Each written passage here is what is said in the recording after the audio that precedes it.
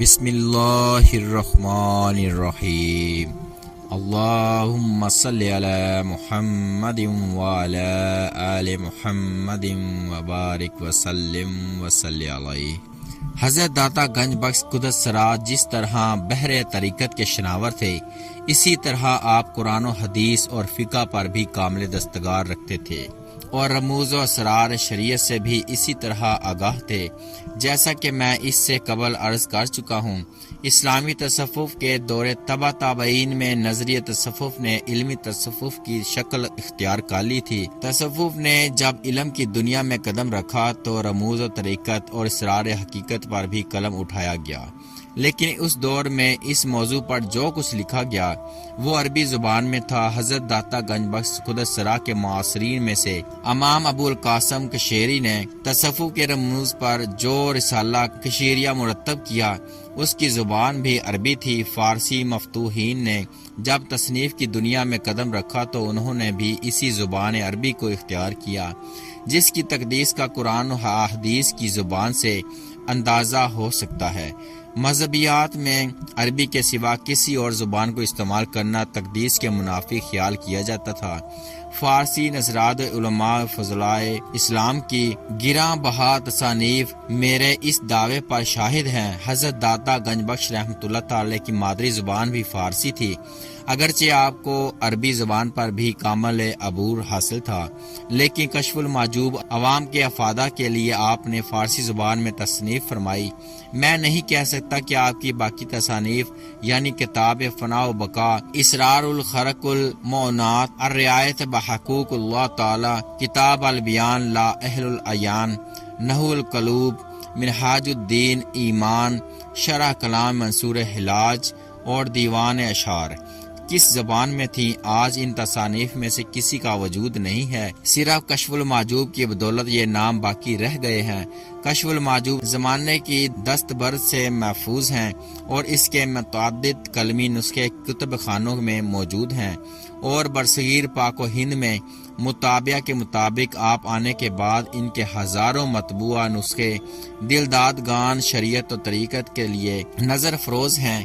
کشف المحجوب کہاں لکھی گئی اور لاہور میں یا حجویر میں، اور کب لکھی گئی یعنی سال تصنیف کیا ہے، اس کی نشاندہی بھی محال ہے۔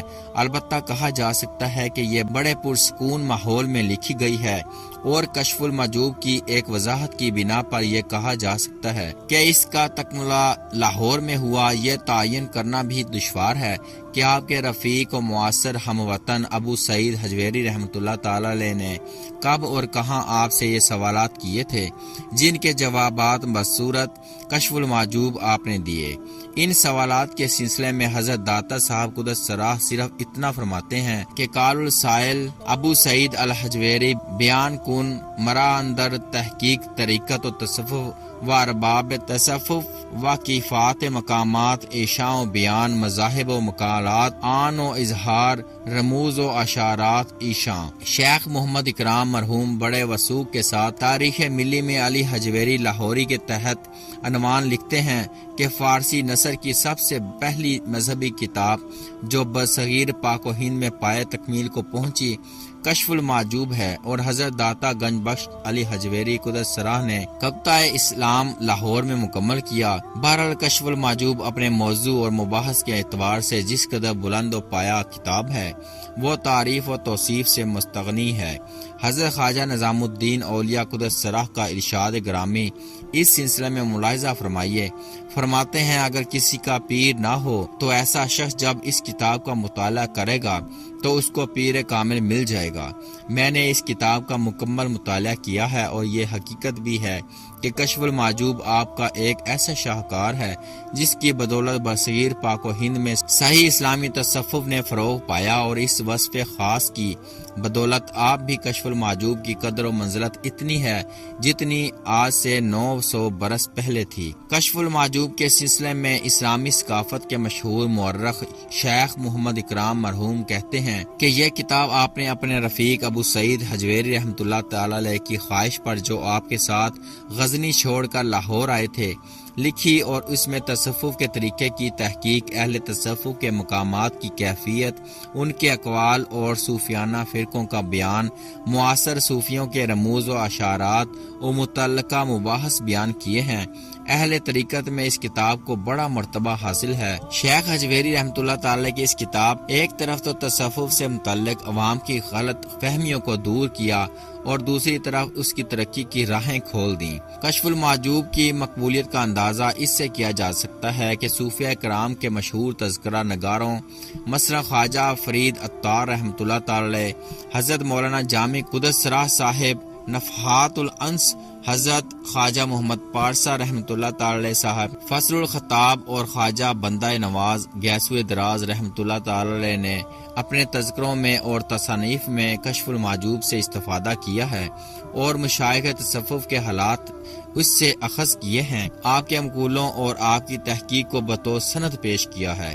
کشف المحجوب میں جو رموز طریقت اور جن حقائق معروف کو منکشف کیا گیا ہے ان کی بنیاد حضرت داتا صاحب قدس سرہ نے اپنے مکاشفات پر نہیں رکھی ہے، بلکہ ان کا ماخذ قرآن و سنت کو قرار دیا ہے، یا دنیائے عرفان کی مستند کتابیں ہیں جن کا ذکر کشف المحجوب میں داتا صاحب قدس سرہ نے اپنی تصنیف لطیف میں کیا ہے، اور یہی اس کی مقبولیت کا راز ہے کہ آپ کے بعد کے بزرگان طریقت اور ارباب تصوف کے لیے وہ ہمیشہ ماخذ کا کام دیتی رہی ہے۔ صاحب کشف المحجوب جس مسئلہ یا رمز طریقت پر قلم اٹھاتے ہیں، اولاً وہ قرآن حکیم اور ارشاد نبوی صلی اللہ علیہ وآلہ وسلم سے اس کی سند لاتے ہیں، پھر اس کا استدلال آثار و اخبار سے کرتے ہیں۔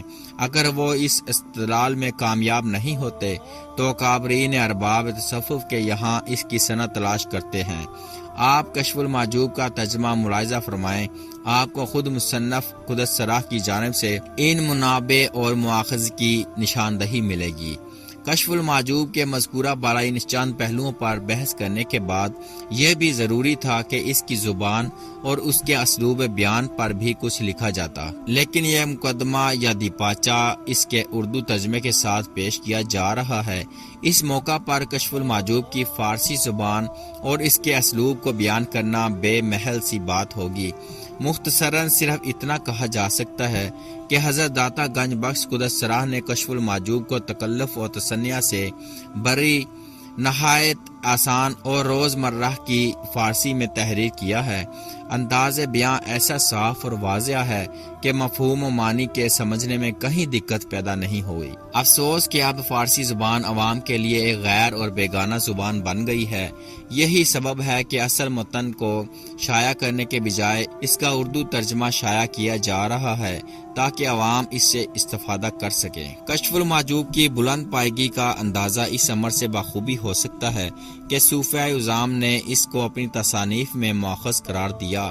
13ویں صدی کے وسط تک فارسی زبان عوام کی زبان تھی، تحریر کی زبان بھی فارسی تھی، اس لیے اس وقت تک کشف المحجوب کے اردو ترجمے کی ضرورت ہی محسوس نہیں کی گئی۔ 13ویں صدی کے اواخر اور 14ویں صدی کے اوائل میں جب فارسی زبان کا انحطاط بحد کمال پہنچ گیا اور اردو عوام کی زبان قرار پائی تو اس وقت سے فارسی زبان کی بہت سی بلند پایہ کتب کے اردو میں تراجم ہونے لگے۔ چنانچہ اس ضرورت کے تحت کشف المحجوب جیسی بلند پایہ اور گراں مایہ کتاب کے متعدد اردو تراجم ہوئے جو اپنے اپنے وقت پر شائع ہو کر اس عہد اور اس وقت کی ضرورت کو پورا کرتے رہے۔ اس وقت تک 20 سے زیادہ اردو تراجم اس عظیم کتاب کے شائع ہو چکے ہیں۔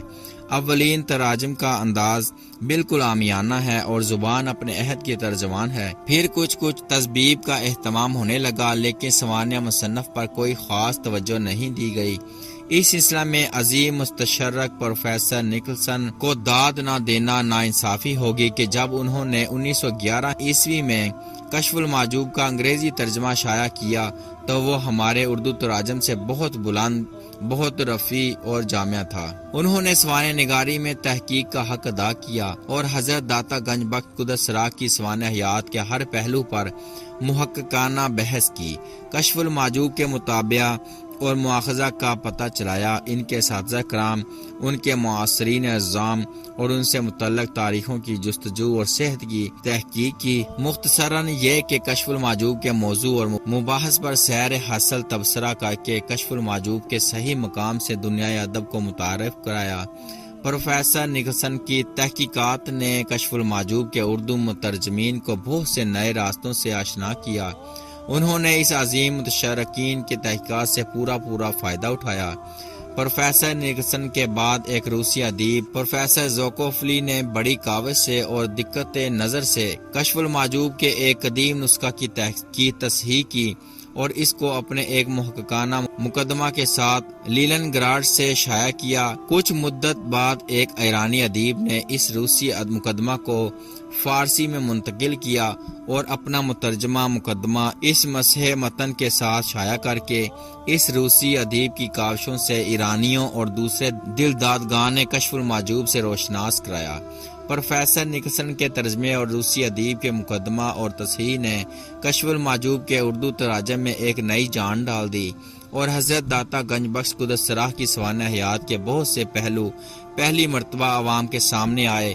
اس مختصر طباچہ یا مقدمہ میں بھی ان معلومات سے استفادہ کیا گیا ہے۔ حضرت داتا گنج بخش قدس سرح کی وفات اور آپ کا مزار، نہایت افسوس کے ساتھ یہ کہنا پڑتا ہے کہ جس طرح حضرت قدس سرح کی تاریخ ولادت پر آپ کے تذکرہ نگاروں کا اتفاق نہیں، اسی طرح آپ کی تاریخ وفات بھی متفق علیہ نہیں ہے۔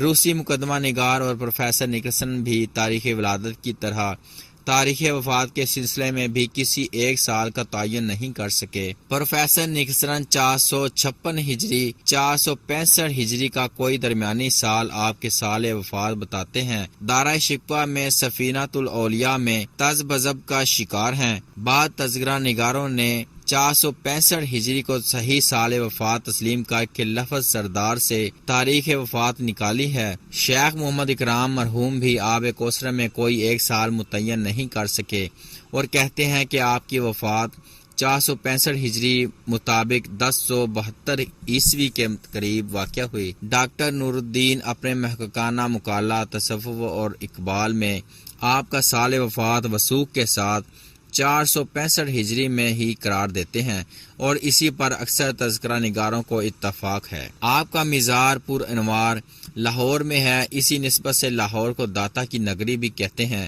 لاہور کی سرزمین اس پر جتنا بھی فخر کرے وہ کم ہے کہ ایک ایسی برگزیدہ اور بلند پایا ہستی یہاں آرام فرما رہے ہیں جس کی آمد نے ہند کے اس عظیم خطہ میں شمع ایمان افروزاں کی۔ یہی وہ قدسی بارگاہ ہے جہاں خواجہ غریب نواز رحمۃ اللہ تعالی بھی اکتساب فیض کے لیے مقیم رہے۔ یہاں کی خاک اکابرین صوفیاء کے لیے سرمایہ بصیرت اور تاج عزت ہے۔ یہی وہ مقام ہے جو آج تک قبلہ اہل صفا بنا ہوا ہے اور جہاں انوار الہی ہر وقت برستے ہیں۔ یہاں عوام بھی حاضر ہوتے ہیں، صوفی اور عالم بھی، ہر ایک یکساں عقیدت کے ساتھ آتا ہے۔